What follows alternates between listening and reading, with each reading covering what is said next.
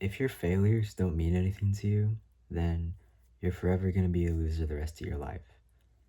I think it's important as people that we fail. I think it's a part of life. But at the same time, it has to resonate with you that when you fail, something is sometimes your fault, sometimes something is wrong. Failure isn't all the time your fault, it's a part of life, right? But there are certain times when failure should just be a wake up call to you, and it should be that catalyst for you turning a new direction, turning a new page in your book, and realizing that something needs to change. For many years in my life, I lived in a way that just made me want to only do what I needed to do. I only wanted to get by. Instead of going after a goal I wanted to have or going after the life I wanted, instead of doing any of those things, I just simply did what other people did, and I just lived in the way that would be the least risky to being called out by other people. I didn't do certain things because I was scared of what other people might say, or, I didn't live a certain way because I thought it was too controversial. For so many years, I just existed. And, during those years, I had so many failures that hurt me down so hard in my mind, and I just didn't do anything about it. And because I didn't do anything about it, and because instead of acknowledging the fact that I felt like I was wasting my life, wasting my potential, instead of acknowledging that fact, I ignored it. And what I'm telling you right now is ignoring your failure and ignoring all the bad things that happened in your life can be the worst thing you will ever do in your life. For so many years, I ignored everything that went bad in my life and everything that went wrong because I thought that if I ignored it and I bottled it up, it'll just go away. But, you know, whenever I ignored all these things and whenever I acted like everything was okay all the time, I eventually learned and I eventually realized that it never goes away. Even when I was just resting and sitting at home alone, whenever I had these problems, the only thing I could ever think about was what was going wrong in my life and why I wasn't doing anything to stop it. It's like I had so many failures and I had so many people have the wrong impression of me, which, I don't think is important if somebody does have the wrong impression of you. But at the same time, I do think it's important that we step up for ourselves. We don't just allow ourselves to be manipulated and walked all over. I think it's very important that we realize that whenever something is going wrong, that is not the time to just sugarcoat anything, and it's not the time to lie to ourselves. I say all the time that it's better to be negative than it is to be ignorant. People always downplay being negative, but I think it's can be a positive thing if viewed in the right way. Because when you are being negative, sometimes you're looking at the problem and you're addressing it. You might not be addressing it in the correct way, but at least you're doing something about it. Ignorant people and people who ignore their problems and shove them down are worse than negative people because they think those are the ones who think their life will just get better magically. Those are the same people you see complaining about why their life is so bad and why they don't feel any happiness is because they simply don't do anything about it.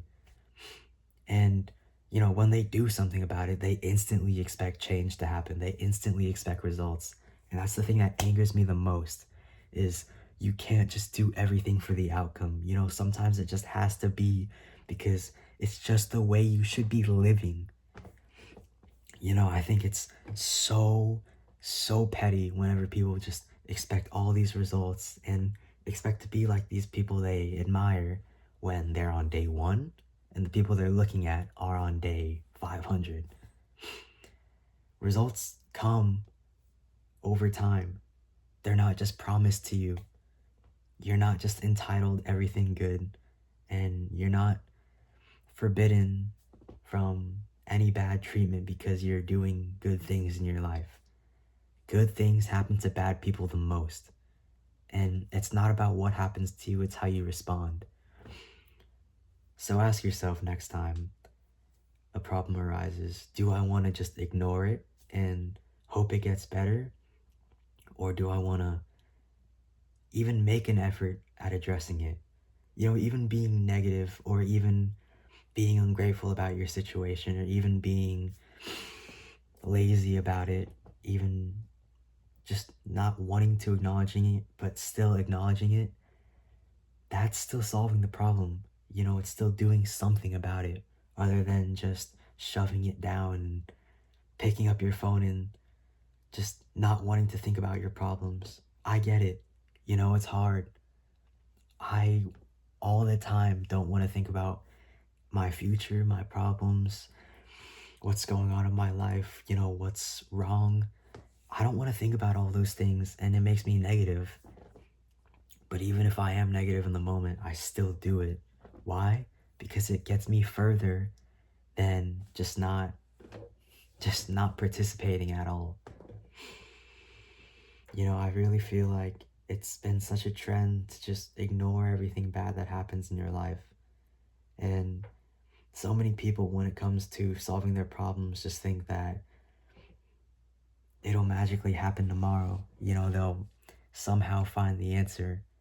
And what I'm getting at is, despite other people being negative and, you know, maybe you don't disagree with how, or maybe you don't agree with how they're approaching the problem, it's still a better way to be ineffective than to just not be there at all.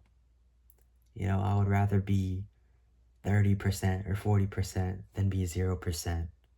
To not put any effort in at all, I would rather put in 30 or 40% because I still get somewhere. So many people just don't try anymore. And I get it, I was there. You know, for so many years, I took a backseat of my life.